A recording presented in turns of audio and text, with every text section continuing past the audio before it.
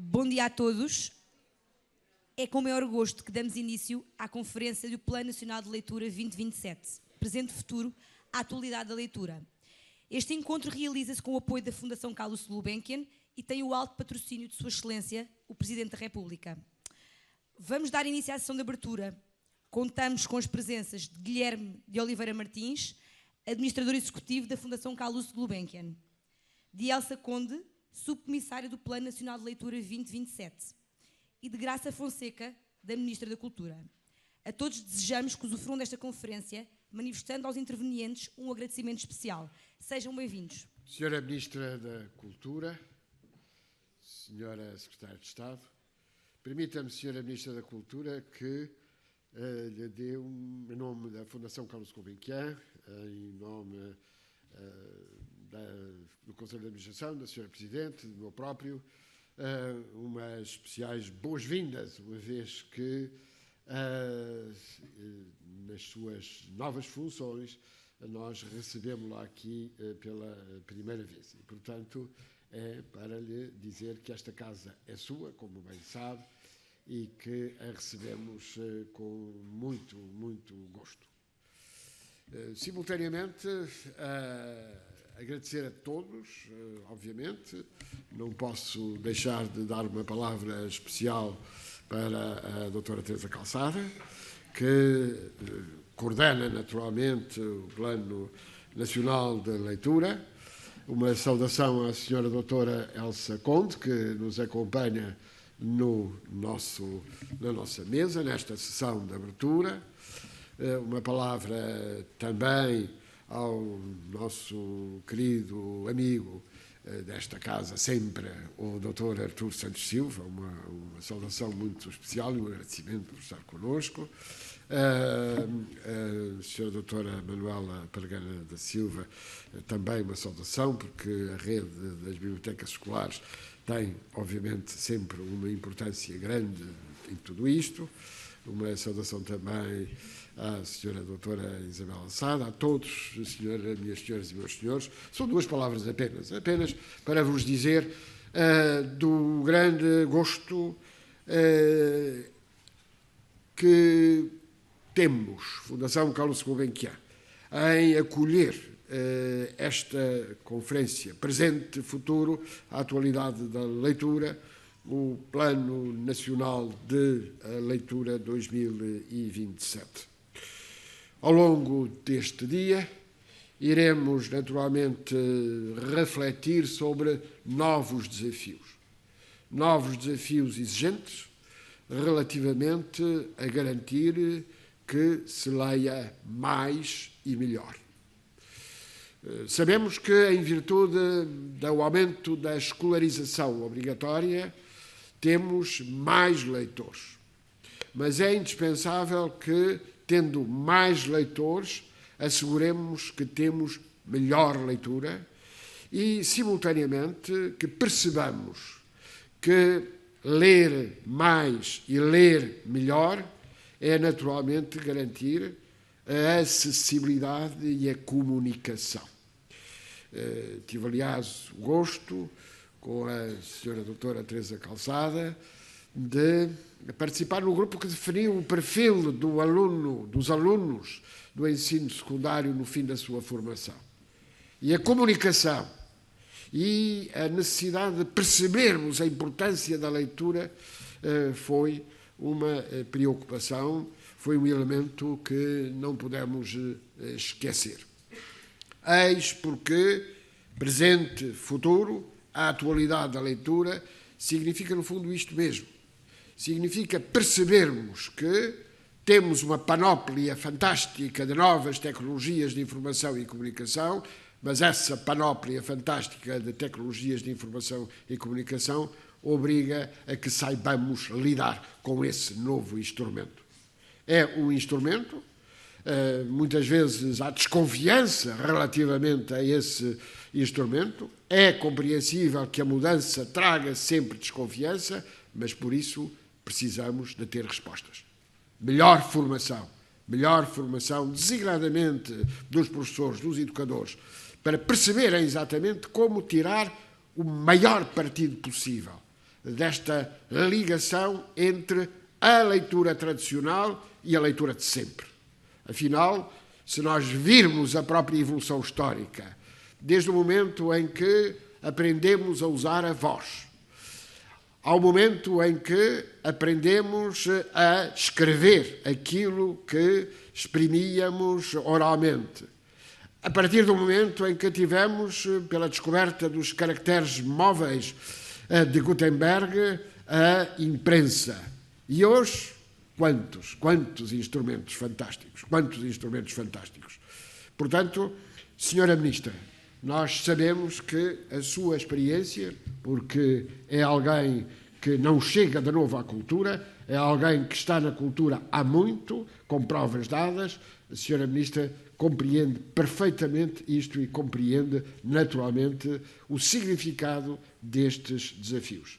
A Fundação Carlos Gulbenkian não esquece a sua experiência, não esquece a experiência das bibliotecas móveis, não esquece essa experiência que hoje, emocionadamente, nós encontramos em profissionais, em técnicos, em cidadãos que dizem: eu comecei a ler com a Fundação Carlos Gulbenkian. E quando há algum tempo celebramos aqui um aniversário redondo das redes das bibliotecas escolares, nós simbolicamente pusemos aqui à porta da Fundação uma das nossas antigas carrinhas. E com que emoção os mais velhos se recordaram de como começaram a ler e os mais novos perceberam como é importante ir à biblioteca, como é importante ler um livro, como é importante perceber, afinal, aquilo que Humberto Eco disse um dia. Quem não lê, quem não aprende, viverá talvez 4, 5, 6, 7, 8 décadas, mas quem lê vive pelo menos 6.000 anos, que é a idade da civilização. Muito obrigado, muito bom trabalho. Excelentíssima Senhora Ministra da Cultura, Graça Fonseca, Excelentíssimo Senhor Administrador da Fundação Carlos Gulbenkian, Guilherme de Oliveira Martins, querida Comissária e amiga Teresa Calçada, caros colegas, minhas senhoras e meus senhores, cumprimento todos os participantes nesta conferência, saudando a presença de responsáveis e decisores de tantas e tão variadas origens, testemunho do nosso empenho coletivo na causa maior da leitura, a qual continua a ocupar um lugar central nas políticas públicas do Estado português. A realização da segunda Conferência do Plano Nacional de Leitura 2027 representa mais uma importante oportunidade para debater os desafios que hoje se colocam à promoção das competências, das práticas e do gosto pela leitura e pela escrita, evidenciando a sua crescente atualidade e relevância no contexto das rápidas mudanças trazidas pela revolução digital. Assistimos no presente à coexistência de diferentes modos de leitura e escrita que precisamos de conciliar, de modo a tirar o melhor partido do que cada um aporta ao leitor do século XXI, garantindo que todos os leitores desenvolvem as competências necessárias para os dominar na sua globalidade. O desenvolvimento de políticas de leitura e a formação de leitores são hoje cada vez mais necessários, mas também mais complexos, dada precisamente a permanência deste ato entre o pedido cada vez mais exigente de uma competência de leitura plena, no sentido gnosiológico, técnico e socioafetivo, e o apelo de uma sociedade onde a quantidade, a rapidez e a variedade da informação, a omnipresença da imagem e a facilidade da comunicação deixam pouco espaço e tempo para uma atividade leitora sólida e profunda, em que a leitura fluente, compreensiva e crítica sejam presentes, quer se trate da leitura de um texto linear em papel, quer de um hipertexto no ecrã. Porque a questão não reside nas tecnologias, mas no modo como as usamos. O PISA 2015 foi revelador a este propósito. Os alunos que mais as usam têm piores resultados, o que significa que nem essa utilização parece ser significativa face às necessidades atuais, nem o seu potencial está a ser devidamente aproveitado para preparar para as necessidades do futuro. Como tão bem apontou Angel Gurria, secretário-geral da OCDE, na sua vinda ao Porto, em junho passado, a natureza da digitalização é como uma faca de dois gumes, no sentido da maior capacitação ou do seu retrocesso.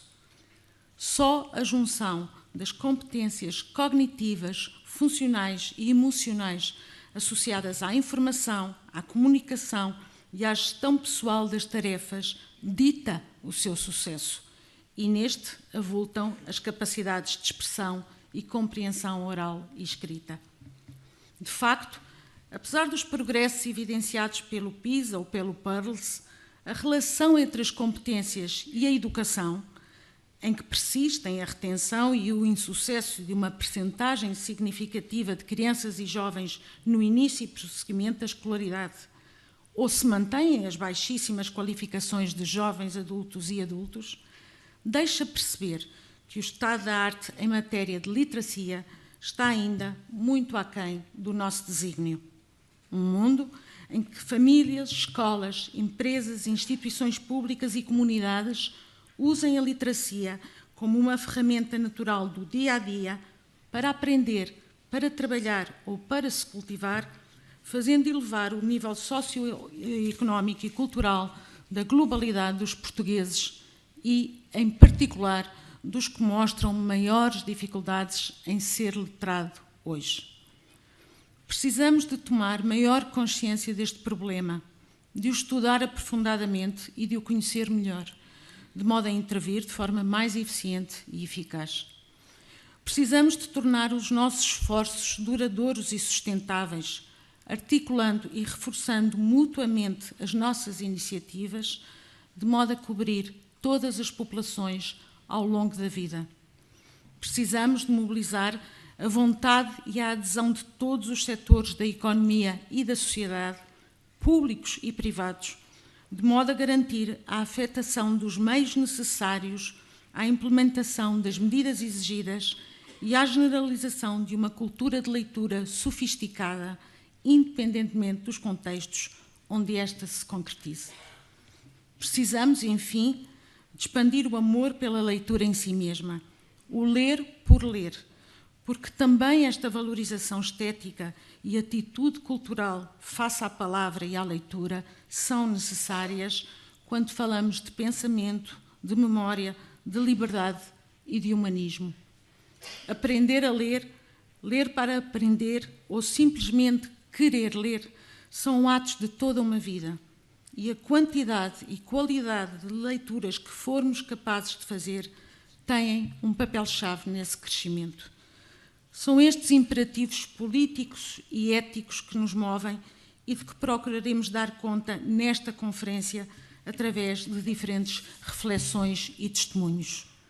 Deixem-me, por isso, agradecer também a vossa participação e a partilha convosco destas preocupações, aprofundando ao longo do dia todas as ideias e experiências de leitura que temos vindo a ensaiar desde maio de 2017.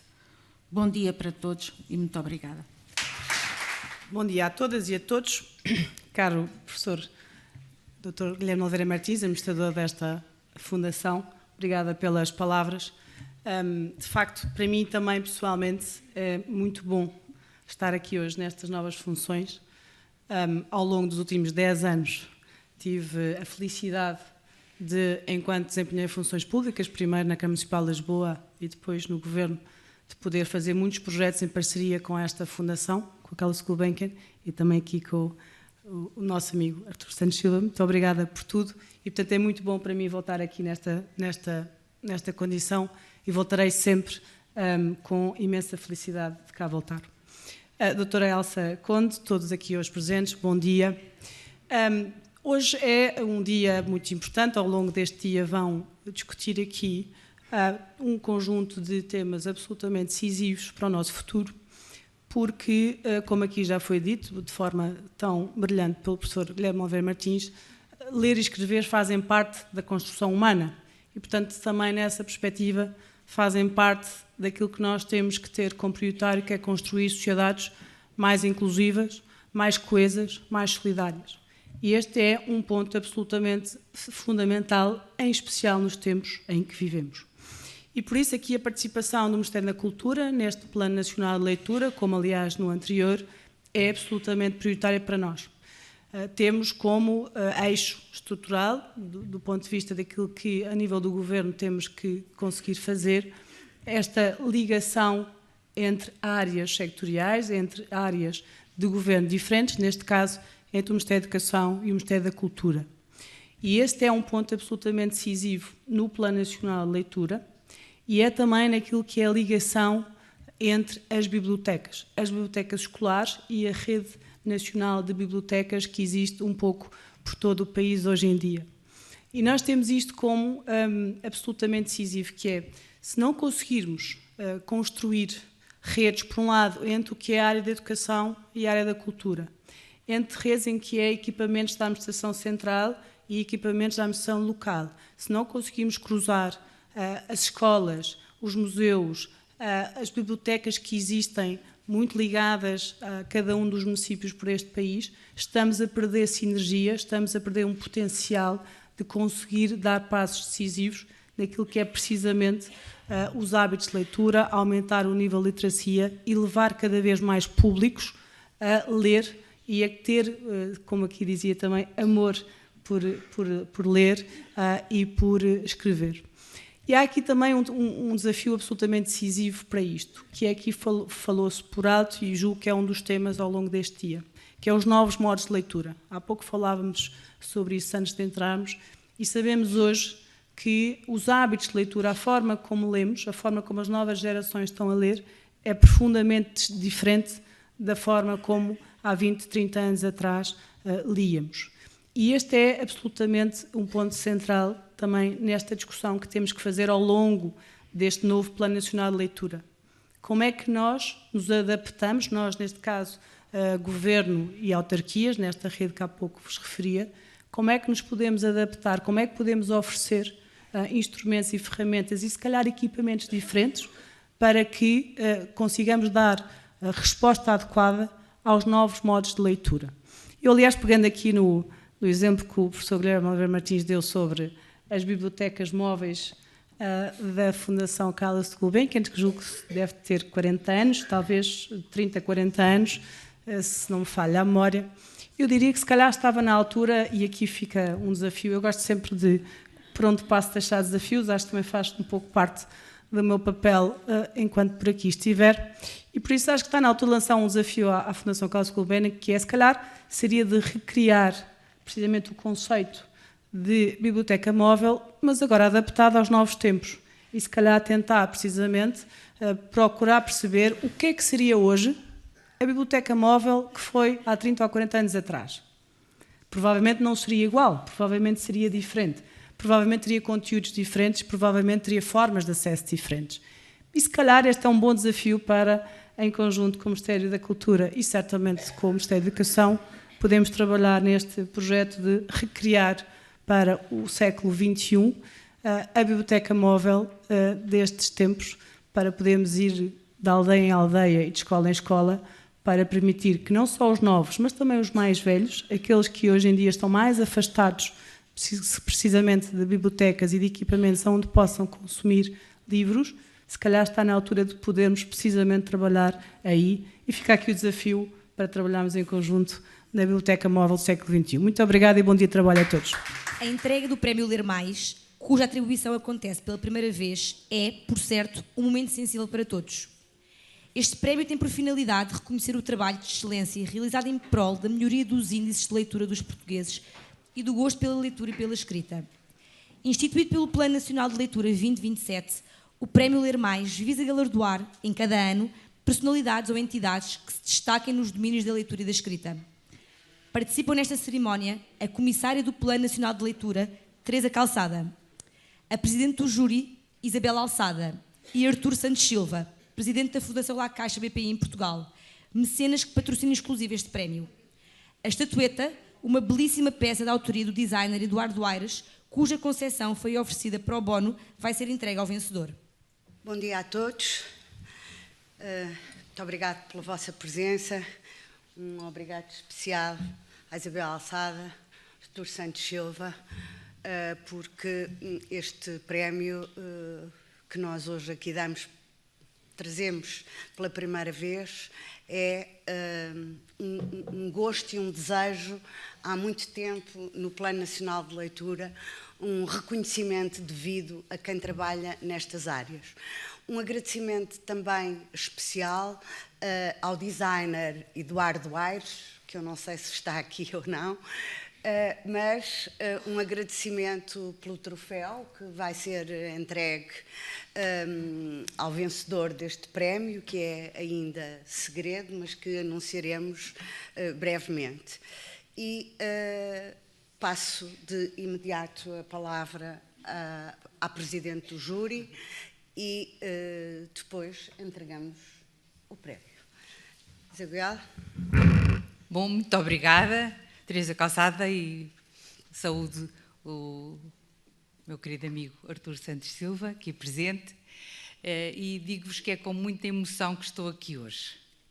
É sempre uma emoção participar em conferências e encontros sobre leitura, porque as pessoas, de facto, têm um magnetismo especial quando encontram outros que têm este entusiasmo da leitura e da escrita, mas o facto de se tornar já uma rotina, mas uma rotina positiva, as conferências do Plano Nacional de Leitura, representa sempre um passo em frente neste caminho do nosso país em direção a uma competência mais alargada e um gosto mais generalizado por estas maravilhosas atividades que são ler e escrever. Eu estou muito emocionada, aliás, posso-vos dizer que quando cheguei e vi alguns amigos que já não vi há algum tempo, fiquei profundamente comovida. Não é só o facto de nós vemos que fizemos um caminho em conjunto, e esse caminho em conjunto teve resultados no nosso país, está a ter resultados no nosso país, e nós estamos convictos que ainda vai nos levar mais longe. E por isso é realmente não só com muito gosto, com muita satisfação, mas é com muita emoção que estou aqui, e agradeço muito à Teresa Calçada ter-me dado esta oportunidade e ter-me convidado para júri deste prémio. Eu gostava só que se visse uns slides, só para lembrar o regulamento do prémio. A Teresa disse uma coisa que eu permito corrigir. Não é totalmente verdade que este prémio era já uma coisa antiga, não, foi ela que se lembrou. Isto é uma novidade no Plano Nacional de Leitura. E o Plano Nacional de Leitura tem tido sempre novidades. E é muito importante que se mantenham rotinas boas e que se crie novidade para as pessoas, para os projetos se desenvolverem. Por isso, Teresa, muitos parabéns por esta iniciativa e muitos parabéns ao meu amigo, à Fundação La Caixa, neste caso, Presidente da Fundação La Caixa, por ter permitido que este prémio se concretizasse. Os objetivos têm ali reconhecer e estimular estudos ou projetos realizados em Portugal que tenham contribuído para aqueles pontos que ali estão no slide, aumentar os índices de leitura, promover o gosto pela leitura e a escrita, desenvolver a formação leitora, estimular a relação entre a leitura, as ciências e as humanidades, as artes, as tecnologias, cada uma de per si e em interação, se quiserem, ecológica, de preferência, porque estas coisas todas estão ligadas. Portanto, estes princípios é só para tornar claro, julgo que muitas das pessoas que aqui estão lembram-se quais são os objetivos do prémio. Vamos ver o outro slide a seguir, por favor. As candidaturas são entidades ou pessoas, portanto, o prémio dirige-se a pessoas que tenham trabalhado nesta área e que se distingam, naturalmente, pelo trabalho que realizaram, pela excelência do trabalho que realizaram, e podem ser todos estes agentes culturais, bibliotecas públicas ou bibliotecários, bibliotecas escolares, bibliotecas do ensino superior, escolas, universidades, investigadores, professores, mediadores de leitura. Estão a ver que é vastíssimo o âmbito, e o que aconteceu, agora passo já a dizer o que aconteceu, é que houve entidades e pessoas de todas estas áreas que se candidataram. Podemos ver o slide seguinte. Portanto, a apresentação de candidaturas estava condicionada pelo facto do projeto ter já uma execução de pelo menos 3 anos. E isso, na verdade, acaba por limitar um bocadinho. Enfim, houve muitos projetos que já tinham 3 anos ou mais, mas também houve projetos que não tinham ainda 3 anos, embora fossem de enorme qualidade e muito promissores. Vemos o seguinte. O total de projetos e estudos de candidatos foram 60. Agora estão a ver a dificuldade do júri de analisar projetos de todas as áreas que ali estão. Formação, investigação, dinamização, animação, divulgação, edição. Os elementos do júri sempre dizem que foi muito difícil, mas foi mesmo difícil, porque os projetos, eu queria aqui, antes de mais nada, felicitar todos os candidatos, porque todos os projetos tinham qualidade ou muitíssima qualidade. Não houve projetos sem qualidade, não.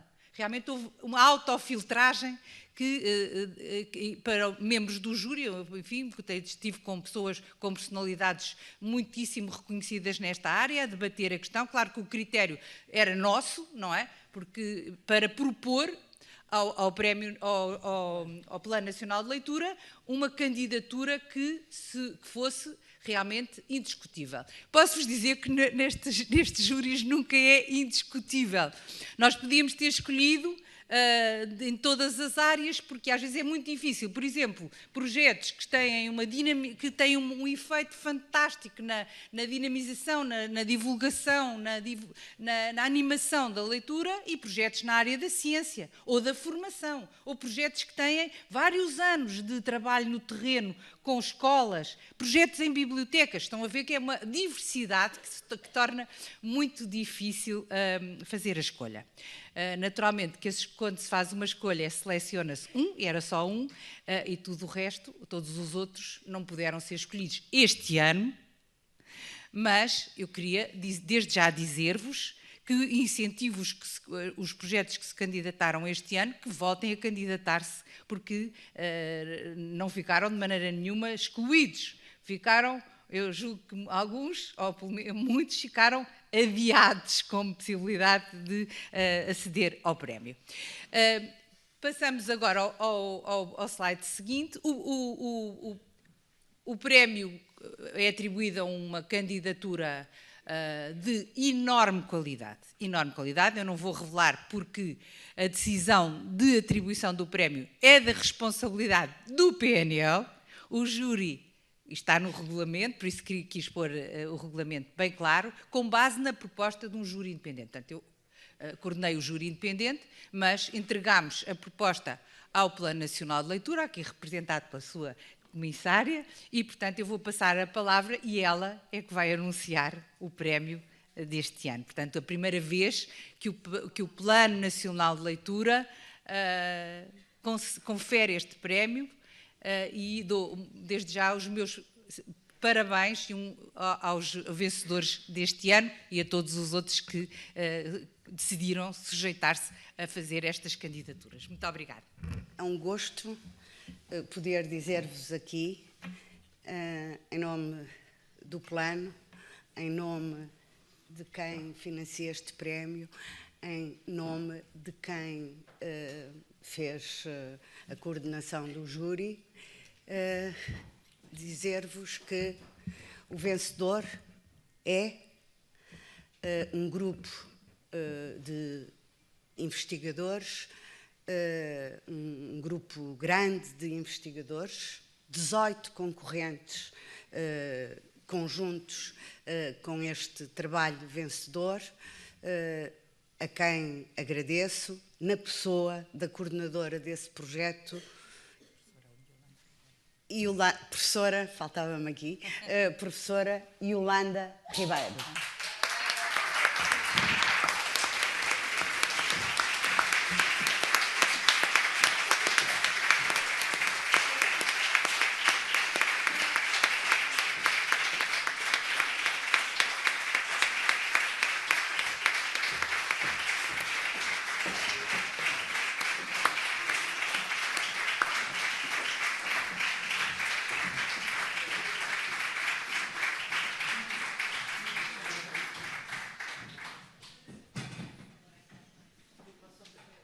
Tenho umas pequenas palavras aqui para partilhar.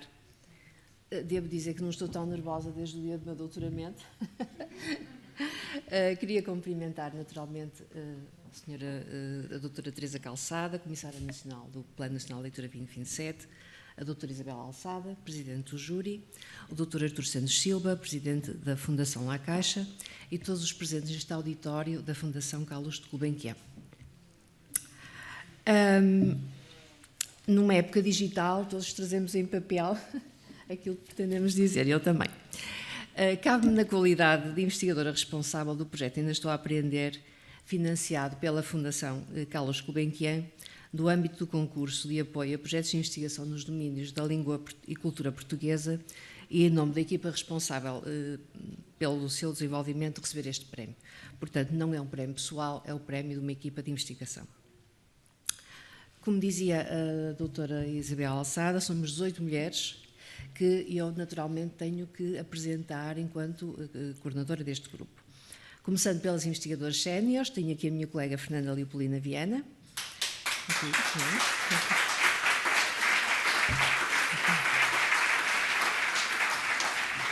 Depois, não presentes e também como investigadores séniores, temos os colegas Adriana Batista, Célia Morgado, Irene Cadime, as doutoradas Sandra Santos, Carla Silva, Célia Chaves Souza, Joana Cruz e Marisa Carvalho, as alunas ainda a realizar o doutoramento, Tânia Freitas, Sara Brandão, Bruna Rodrigues e Helena Azevedo, as psicólogas Hilda Fernandes, Maria do Céu Cosme e as professoras de Educação Especial, Albertina Ferreira e Lourdes Costa.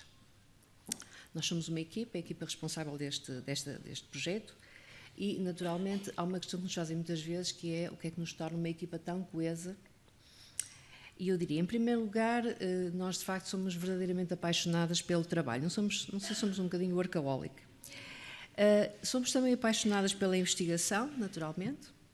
E outra coisa que nos une, que é uma competência muito importante para todos os investigadores, é um sentido de humor muito apurado. Porque investigação sem humor é uma coisa muito cinzenta e muito negra às vezes. Além disso, nós partilhamos a convicção de que temos um papel relevante na produção de conhecimento científico, mas também em facilitar a transferência desse conhecimento de modo a responder a alguns desafios societais. Há um que para nós é particularmente caro. E este desafio é como é que nós podemos contribuir para assegurar que os alunos atingem níveis superiores na leitura. Passo este que entendemos ser absolutamente necessários para a construção de um leitor que, parafraseando José Moraes, seja capaz de ler para saber, para compreender, para refletir, mas também pela beleza da linguagem, para se comover, se inquietar, para partilhar, para sonhar e para aprender a sonhar. Como chegamos à plataforma Ainda Estou a Aprender? Em primeiro lugar, com o financiamento que conseguimos da Fundação Carlos Gulbenkian, num concurso que foi na altura altamente competitivo, atendendo ao número de projetos que nesse ano foram submetidos, e importa aqui ressaltar que sem esse financiamento esta plataforma não teria sido possível de construir. Bom, os passos que se seguem são passos com algum humor, diria eu. Quando, já com o financiamento assegurado, contatamos com a MIU, uma empresa com quem já tínhamos trabalhado na construção de jogos interativos de leitura para criança e idade pré-escolar, e explicávamos o que queríamos, eles apresentaram-nos a Khan Academy. Sugeriram a possibilidade de criar uma plataforma que não só incluísse o que queríamos, mas que tivesse também como potencial a inclusão de conteúdos das áreas da matemática, da ciência, da história, e com a possibilidade de ser usadas em outras línguas, portanto, uma plataforma com o potencial de ser, de facto, usada a nível internacional. Bom, nós achamos excelente e dissemos, mas nós só queremos a parte da leitura. O resto é possível, mas não é para nós. E a seguir eles sorriram e mostraram-nos os founding partners da Khan Academy. Então nós começamos a ler Bill and Melinda Gates Foundation, a Google, Reed Hastings, Fundación Carlos Slim, Data Trust. E a seguir começamos a correr e a ver os donativos. E cada um tinha milhões de dólares. Não é? O financiamento anual da Khan Academy é de 25 milhões. E, portanto, a Fernanda, que tem um sentido de humor muito apurado, com aqueles milhões todos, ela disse, bem, o nosso orçamento é um bocadinho mais reduzido. É um bocadinho mais pequenino. E claro, nós rimos todos a gargalhar, porque de facto reduzir era uma forma de expressão muito minimalista, não é? Qualquer semelhança era pura coincidência. Bom, a seguir paramos com a exploração da Khan Academy, viramos a página da história e começamos a trabalhar com esta empresa, que é uma empresa que sonha tantos como nós, e de facto ler inspira o sonho.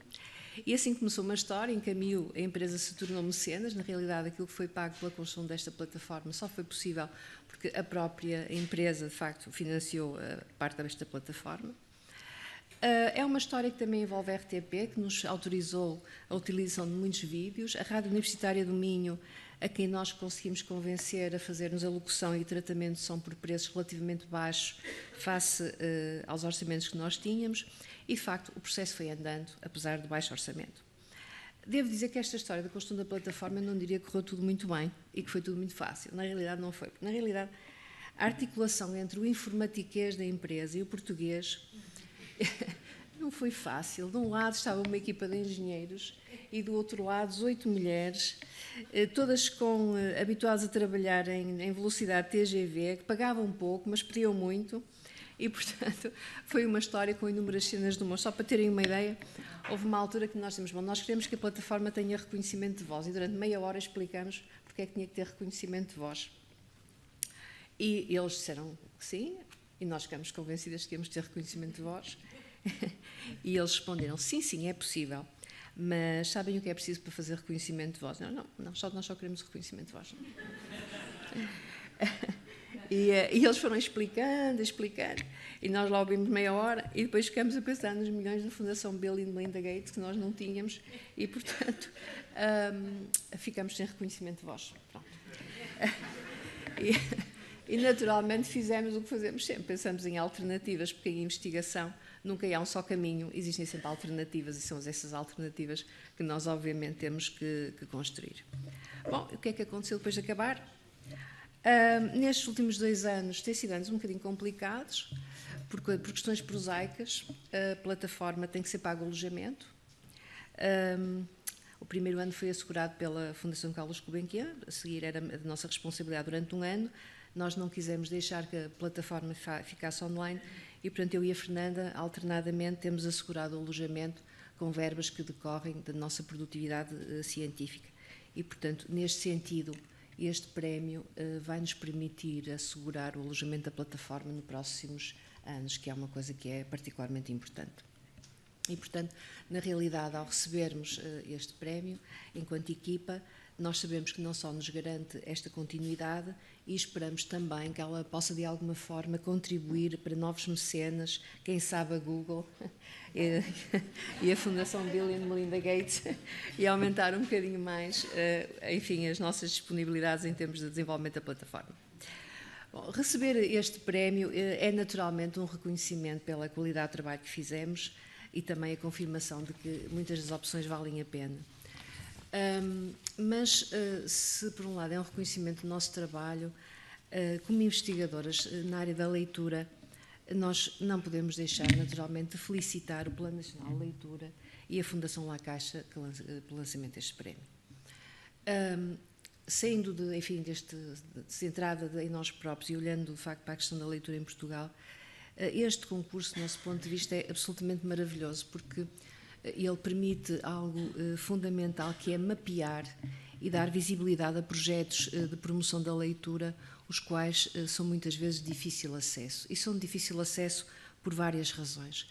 Em primeiro lugar, porque quem faz projetos de leitura ligados às universidades, a maior parte das vezes, por questões de imperativos de carreira e das orientações também da Fundação para a Ciência e Tecnologia e dos nossos centros de investigação, acaba por fazer a publicação de estudos nesta área, todos em língua inglesa, preferencialmente, todas em revistas estrangeiras e, portanto, que por não ser acessíveis àquilo que seria a população mais interessada em Portugal.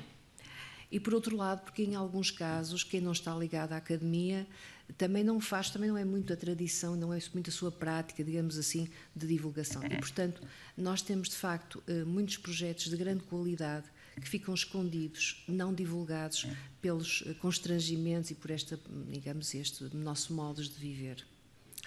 Em segundo lugar, eu diria que esta iniciativa é maravilhosa pela dimensão pedagógica deste prémio. Quando na candidatura se inserem indicadores como impacto, indicadores de realização, pertinência, metodologia, interesse, aplicabilidade, tudo isto são indicadores que ajudam a quem está preocupado e a quem quer trabalhar, de facto, na promoção e na construção de projetos, a pensar não só nas atividades que envolvem o projeto, mas também em tudo o que vai para além daquele momento de construção e de pôr em prática este projeto. E, portanto, neste sentido, é um prémio, que eu considero altamente pedagógico para todos aqueles que fazem projetos nesta área. Quase a terminar, em nome da equipa que constituiu a plataforma, nós queremos agradecer à Fundação Carlos Gulbenkian o financiamento inicial, que, como disse, sem ele esta plataforma não teria sido possível, o Plano Nacional de Leitura e, naturalmente, à Fundação La Caixa, a possibilidade que, ao atribuir o prémio a esta plataforma, lhe dá também uma maior visibilidade. Para terminar, nós queremos, enquanto equipa, dedicar este prémio a todos e a todas que procuram a construção de percursos de sucesso, do gosto pela leitura e que acreditam que a leitura é uma ponte para o mundo, um passaporte para o exercício da cidadania.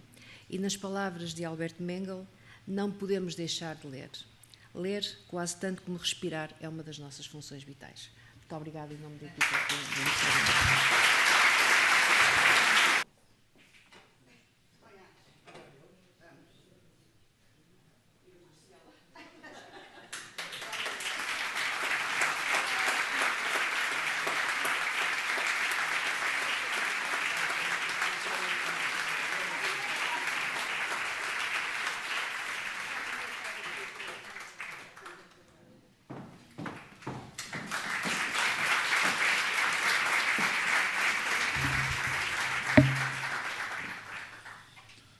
Pois é com grande gosto que estou aqui.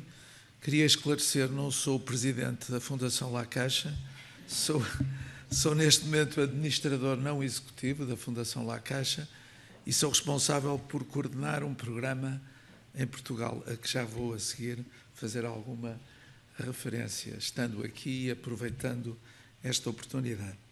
Mas queria, naturalmente, felicitar a professora Teresa Calçada pelo trabalho extraordinário que tem feito à frente do Plano Nacional de Leitura e nestas causas da literacia e de nos fazer pessoas mais cultas, mais preparadas para perceber o passado, o presente e para projetar o futuro. A minha querida amiga Isabela Alçada Vilar, que é amiga de muitos anos e cujo trajeto muito admiro, tudo o que tem feito pelo combate à desigualdade através da educação e em inúmeros domínios, e queria também saudá-la. Queria naturalmente também saudar a coordenadora da rede de bibliotecas escolares, que tem um papel muito importante na promoção da leitura. E queria felicitar a professora Yolanda Ribeiro e nela concentro todos aqueles investigadores que trabalharam neste projeto vencedor e que acho que tem uma coisa muito positiva e pouco presente no nosso país, que é a cooperação entre instituições e entre investigadores de diferentes instituições. A Universidade do Minho é uma universidade muito jovem, que tem tido um papel fundamental na modernização do nosso país, quer na sua função de formação superior, quer na sua função de gerar conhecimento, criar conhecimento, gerar conhecimento e na translação desse conhecimento para a sociedade, que é o caso deste projeto que vai ter uma enorme importância na promoção mais acelerada da leitura pelos instrumentos que proporciona. Portanto, cooperação da Universidade do Minho, esta jovem universidade com um papel muito importante no país, e do Instituto Politécnico do Porto, que tem também um trabalho valiosíssimo, tem perto de 20 mil alunos e com a Universidade do Porto fazem um conjunto de oferta de ensino superior público notável no Porto e no norte do país e para todos nós. Eu gostava de salientar o meu percurso, muito rapidamente, em relação à leitura. Eu fui muito estimulado pelos meus pais para ler, mas o meu maior amigo até à minha adolescência foi o meu avô. Era a pessoa a quem eu batia sempre a porta e era o meu primeiro porto de abrigo, porque o meu pai estava a começar a sua vida profissional como advogado. O meu avô era um médico que aos 72 anos deixou de exercer, porque disse: eu deixo os meus doentes antes que os meus doentes me deixem a mim. Mas o meu avô começou a vida dele a ensinar, a dar explicações para suportar a família que tinha sido muito atingida com o envolvimento do meu bisavô na Revolução de 31 de Janeiro, e ele teve que ajudar muito a família desde os 14 anos, e muito a dar explicações, a tirar o curso de medicina, a dar aulas, e depois o primeiro lugar que ele teve quando se formou foi convidado para se doutorar, mas não podia porque não tinham remuneração os doutorandos, e portanto ele foi trabalhar como professor de liceu, e foi como professor de liceu que conseguiu arranjar meios financeiros, porque escreveu um livro, Noções de Física, que foi um grande sucesso, e ele conseguiu, portanto, com o dinheiro que esse livro lhe proporcionou, conseguiu especializar-se em Paris em sífilis e mais tarde no combate à tuberculose na Dinamarca, e tudo a partir da sua carreira como docente, como professor de liceu. Foi reitor do Liceu Rodrigues de Freitas, foi perto de 5 anos presidente da Câmara, numa altura de grande perturbação no nosso país, e como presidente da Câmara do Porto promoveu muito o combate ao analfabetismo, sobretudo uma oferta também na infantil, na pré-escolar, porque foi criada uma rede no Porto, foram formadas pessoas no estrangeiro e foi criada uma rede no Porto que nenhuma outra cidade tinha, da educação pré-escolar, e, portanto, para ele a educação foi sempre um grande desafio. Conseguiu conciliar a medicina com a educação, até que foi demitido em 1935, a primeira onda de demissões do Estado Novo atingiu, e a muitos outros, e deixou nessa altura de ser professor. Mas, dizia eu, a partir dos 72 anos, dedicou-se muito à família e aos amigos. O meu pai foi o primeiro filho que se casou e foi viver em frente à casa do meu avô, e, portanto, o meu avô assistia às nossas refeições, levava um de nós muitas vezes para jantar com ele, e foi realmente o meu grande porto de abrigo, e estimulou-me muito a ler.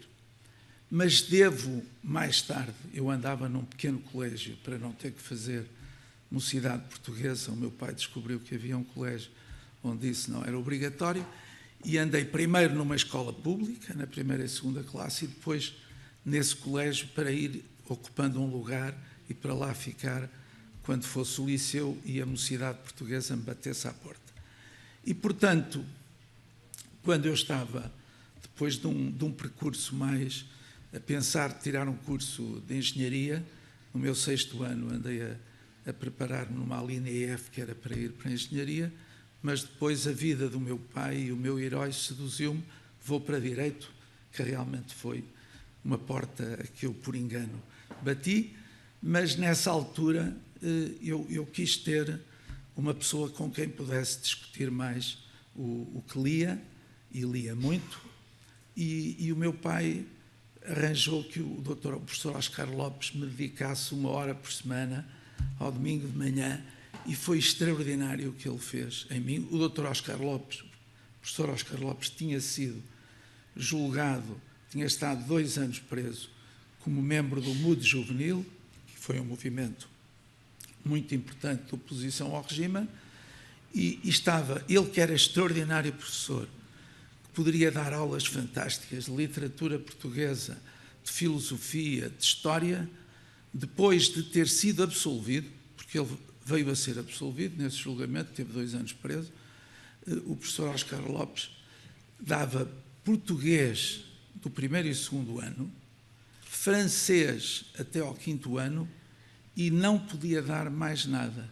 Ele que tinha lançado um jornal de jovens fantástico no liceu e que nunca tinha feito política nas aulas, mas foi impedido de...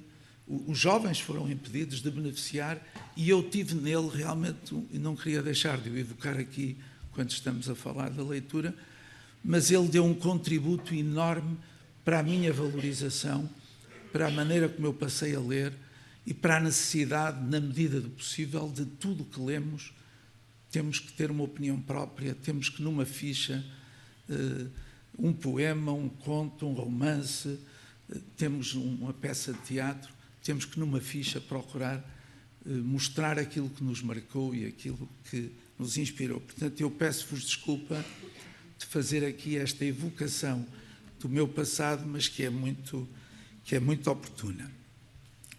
Depois, é para mim motivo de grande satisfação estar nesta casa, onde metade do meu tempo de vida profissional foi passado aqui.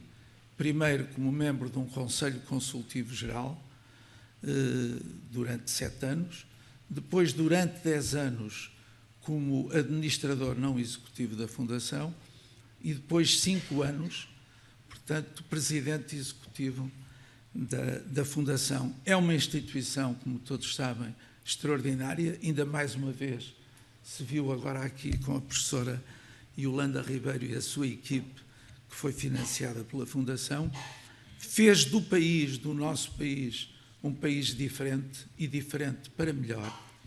E em momentos em que isso foi muito difícil, e eu passei aqui dos momentos mais gratificantes da minha vida, nos desafios que me foram lançados nestas diferentes funções e, naturalmente, em especial, como Presidente do Conselho de Administração. E, portanto, é com muito gosto que, naturalmente, e com muito boas memórias, que estou aqui. Quanto à Fundação La Caixa, gostava de aproveitar para vos referir. É uma fundação que é entre as 3, 4 maiores fundações do mundo. O seu orçamento deste ano é de 520 milhões de euros. É realmente uma dimensão extraordinária.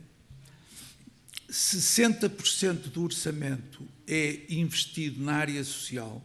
Portanto, o grande objetivo da Fundação é combater a desigualdade e 60% do orçamento é destinado às áreas mais vulneráveis da sociedade, ajudar a combater os problemas das áreas mais vulneráveis da sociedade.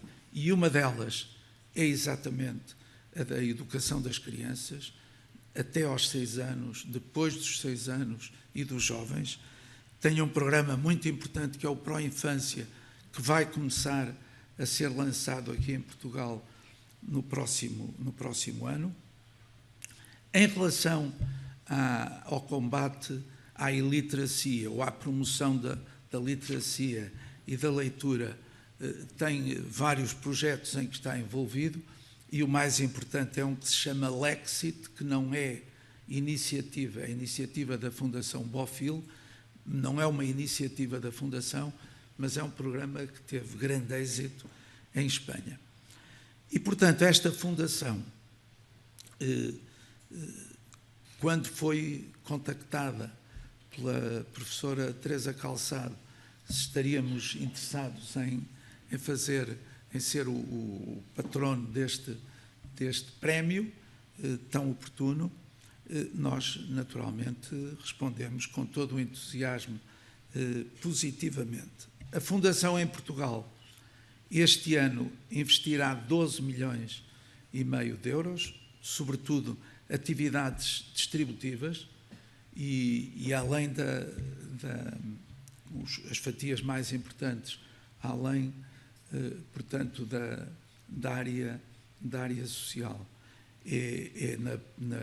No financiamento da investigação científica com translação para a saúde e em que procuramos ser, em breve, uma das grandes instituições financiadoras da investigação científica em Portugal e, portanto, 12 milhões este ano, em 2019 20 milhões será o nosso orçamento e em 21 deveremos estar em 50 milhões de euros por ano se tudo correr normalmente. Portanto, é uma fundação que vai dar seguramente à educação e à promoção de um desenvolvimento humano maior através da cultura, vai ter um papel muito importante. Depois 60% área social, 20%, e em Portugal isso repetir-se-á, educação e ciência, e 20% cultura,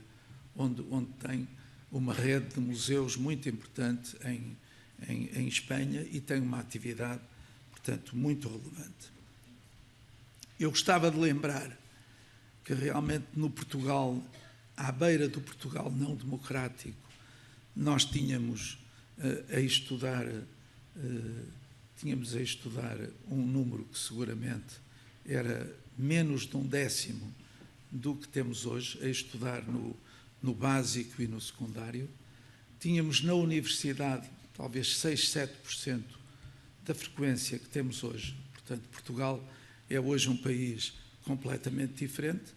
Do meu ponto de vista, a saúde foi onde nós soubemos responder melhor a uma mudança radical, mas na educação há também uma mudança extraordinária, mas é mais difícil ver plenamente os resultados de um esforço extraordinário. Ele vê-se mais, do meu ponto de vista, no ensino superior, no ensino básico e no ensino secundário. É mais difícil, exatamente porque temos uma das sociedades mais desiguais da Europa e do mundo da OCDE, e é mais difícil, do meu ponto de vista, ver os resultados. Mas se formos aos anos 50, no princípio dos anos 50, Portugal tinha 45% da população analfabeta e tinha 30% da população com menos de 3 anos, não tinha mais do que 3 anos de escolaridade.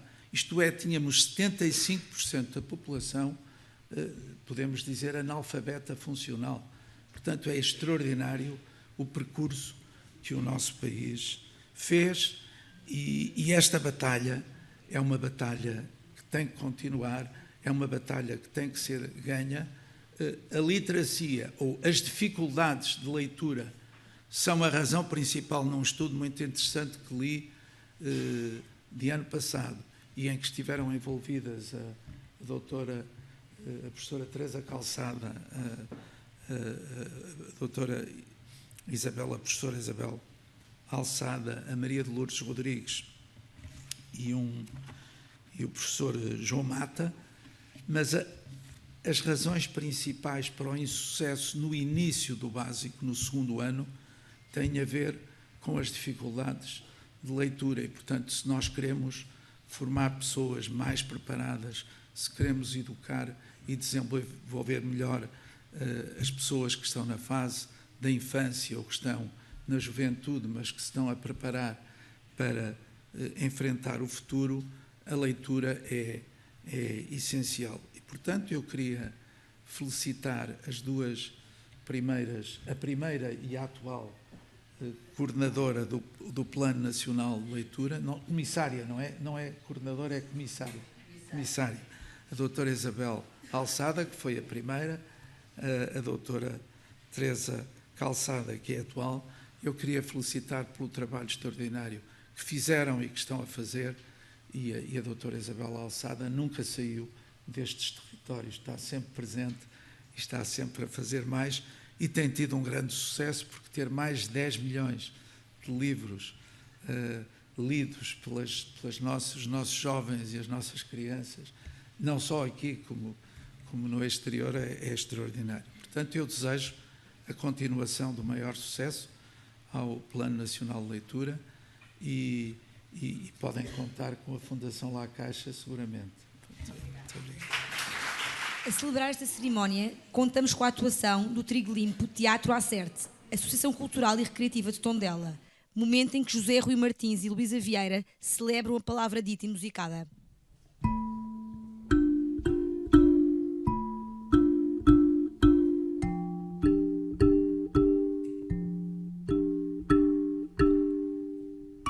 Ela não esqueceu nunca o tempo em que era uma camponesinha descarada que dançava debaixo das aveleiras em flor. Ri facilmente e ao menor pretexto tira os sapatos, prende as saias com a mão, parte outra vez ao encontro da sua natureza que aceita mal a convenção e os arrebiques. Tem o latim por pai, é certo, mas um pai com uma barba vagabunda, alheio à higiene e às declinações. Herdou das Mouras uma certa languidez, essa demora no olhar que indica a predisposição para o cuidado nos pormenores mais práticos da vida. Atravessou o espírito celta. Está visto que haveria de nascer versejante e com algum defeito de maneiras, creio eu que, como em todas as moçoilas, lhe resulta o desleixo em sedução. Não se ajeita a discursos, a não ser que pisque o olho e sopre malandrice, sermoneando o peixe em vez do homem, para que o homem se sinta, mas não possa acusar o envio da censura. Mesmo no grande épico Lusíada, vemos Camões a rir daquele marinheiro veloso do seu nome que desceu em muito menos tempo que o que tinha subido, um outeiro que escondia nativos assanhados. Por efeitos da história e crescimento, civilizou-se um pouco, entrou na corte, fez vénia às muitas modas chegadas do estrangeiro. Viu-se que sufocava no espartilho e que as anemias literárias se vão bem com a frágil compleição das inglesas, só conseguem à nossa encardilha as feições. Grandes amores teve com o mestre Gil Vicente. Fica comigo, foi assim laste, sem igual na duração e na intensidade. Deixa e mais que nenhuma outra. Antes se encheram de palpões e viços, deprimidas salas palacianas. Mesmo nas ligações com gente lacrimosa, como era o caso de Camilo Castelo Branco, lhe escapa muita vez o estilo ao romantismo para retornar a mão na anca e à chacota. Se eu quisesse ser má, avançaria que não é ilusão das sombras este buço que vemos encimar-lhe o lábio superior. Tem uma exuberância de corpo que não leva ao feminismo, porque não precisa de ver filosofada à sua força. Há nela aquela espécie de ardor matriarcal que fez com que as melhores das nossas heroínas fossem bastante mais impiedosas do que qualquer guerreiro experimentado.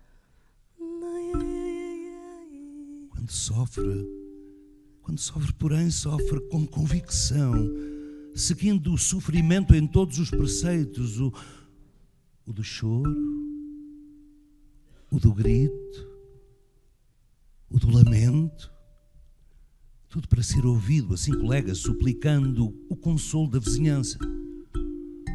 O bem que há neste mal é que ela se exprime e que, para se tornar concreta e transmissível, toma a forma do canto ou do poema, provando-se útil e de muito agrado. Pouco a interessariam elegâncias e frialdade de comportamento que, não dando nas vistas para si mesmas, acabam por tornar-se inexistentes.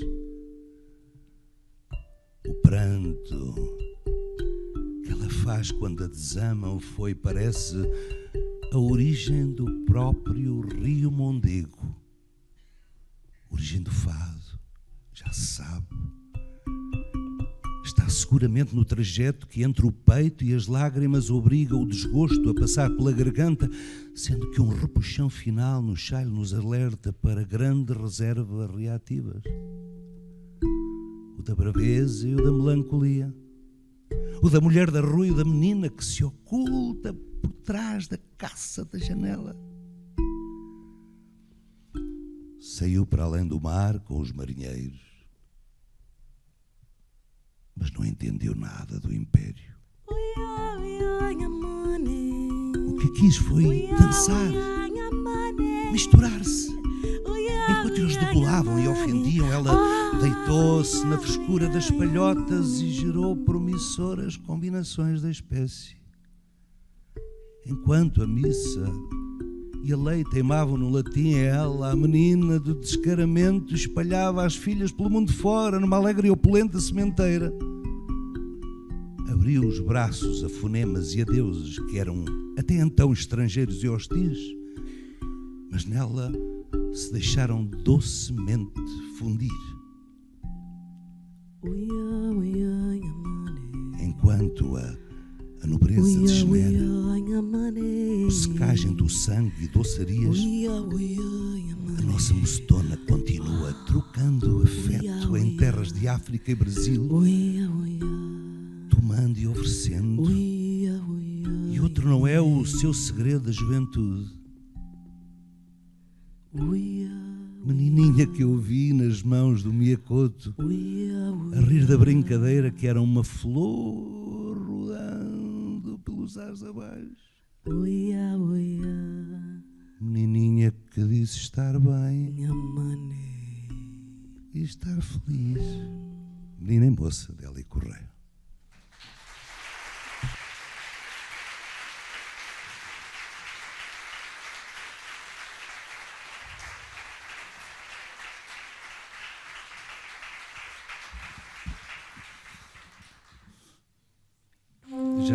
Já nos deram um miminho ao apresentar-nos. Somos de Tondela, que é um sítio aqui mais ou menos próximo, pé da Almada, do outro lado. Mas a distância não existe. Efetivamente, este espetáculo celebra desde há bastantes anos, celebra a palavra dita e musicada. Andamos por bibliotecas, por sítios não convencionais e também por auditórios. Foi bom encontrarmos aí na entrada, porque tanta gente bonita que já visitámos, a fazerem-nos assim. Então, é compensação maior de ter a palavra como esta coisa bonita que nos une.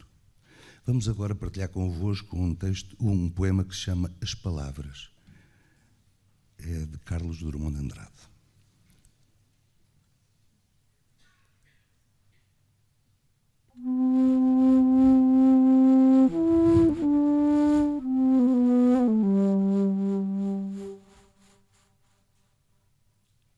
São como um cristal as palavras. Algumas um punhal, um incêndio, outras orvalho apenas. Secretas, vêm cheias de memória e inseguras navegam. Barcos ou beijos, as águas estremecem. Desamparadas, inocentes, leves. Tecidas são de luz e são a noite. E mesmo pálidas. Verdes paraísos lembram ainda. Quem se escuta? Quem recolhe? Assim cruéis, desfeitas nas suas conchas puras. A palavra mágica.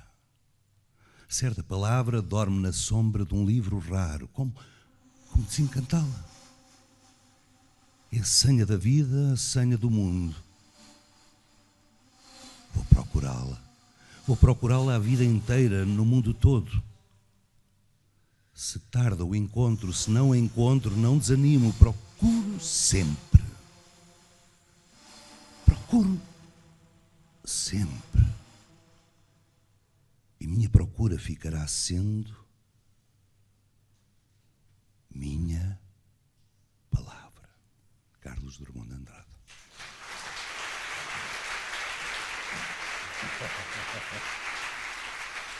Obrigado.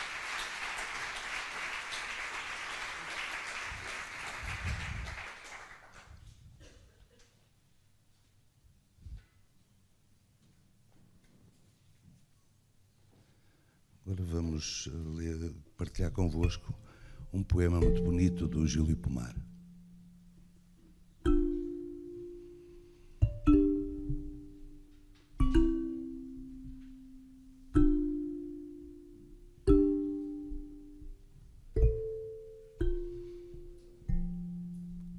se uma palavra toca noutra, ou mesmo sem tocar-lhe, que é da próxima, põem-se as duas a dedilhar lembranças na área da carne asada. Passa-se isto na poesia dos poetas e na linguagem da rua. Os ganhos são mútuos e ficam mal lembrados ou julgados inconvenientes se pouco prosados. Ultrapassam a discreta função de fundo musical na paisagem ambiente. Ganham em sentidos o que perdem em concisão. Para que servem os muros que nos cercam, se não para dar ganas de o saltar? Júlio Pomar.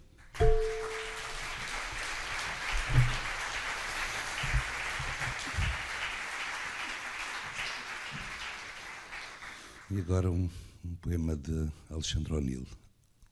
Há palavras que nos beijam.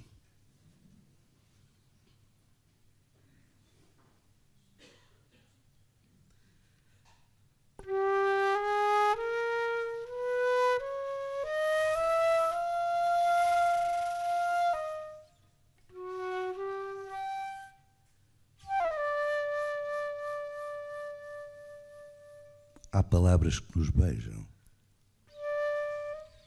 Há palavras que nos beijam como se tivessem boca. Palavras de amor, de esperança, de imenso amor, de esperança louca. Palavras nuas que beijas quando a noite perde o rosto. Palavras que se recusam aos muros do teu desgosto. De repente coloridas, entre palavras sem cor, esperadas, inesperadas, como a poesia ou o amor, o nome de quem se ama, letra a letra revelado, no mármore distraído, no papel abandonado. Palavras que nos transportam onde a noite é mais forte. O silêncio dos amantes, abraçados contra a morte.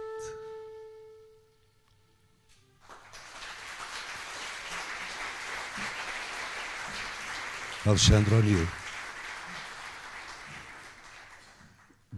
E, portanto, também este espetáculo, e também o que combinamos fazer aqui, é celebrar a palavra, mas dos autores de língua portuguesa, essa plasticidade extraordinária que leva a que em cada país tenha estas cores tão bonitas. Eduardo White, com uma música que temos sempre nos espetáculos em Xangano, portanto, moçambicano. Avasati Valomo Mahio Avana Usiwana Avana Usiwana Vatlanga Imashumana Vatimbela Nuingangane. A palavra renova-se no poema, ganha cor, ganha corpo, ganha mensagem. A palavra no poema não é estática, pois inteira e nua se assume no perfeito, no perpétuo movimento da incógnita que a adoça. A palavra madura é espetáculo, canta, vive e respira.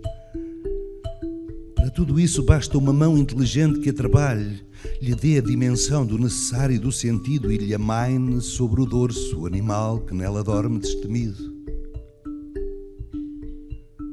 A palavra é ave migratória, é cabo de enxada, é fuzil em torno de operário. A palavra é ferida que sangra,